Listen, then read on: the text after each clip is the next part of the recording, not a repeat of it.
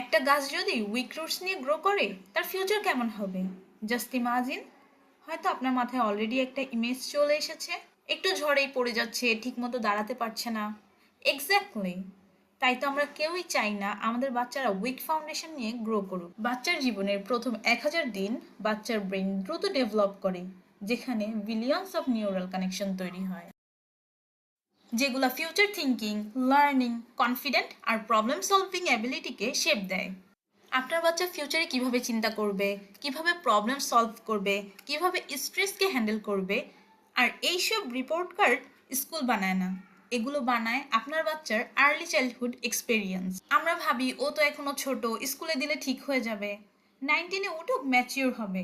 No parents, একটা গাছ যদি উইক রুটস নিয়ে গ্রো করে, আপনি কিভাবে ভাবছেন পরে যত্ন নিলে তা ঠিক হয়ে যাবে? Exactly same with the children. এই কারণেই দেখবেন অনেক ইউরোপিয়ানস, আমেরিকানস আর্লি নার্চারিংয়ে গুরুত্ব দেয়, কারণ ওরা জানে ব্রেন ডেভেলপমেন্ট স্টার্ট হয় বিফোর বার্থ। ওরা কনসিভের ডে থেকেই নার্চারিং শুরু করে।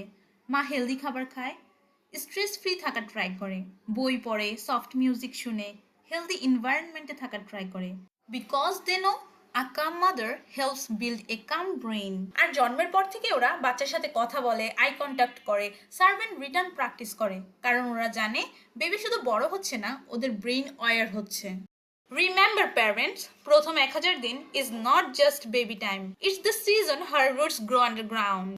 আর স্ট্রং রুটস ছাড়া স্ট্রং ট্রিজ গ্রো করা খুব কঠিন।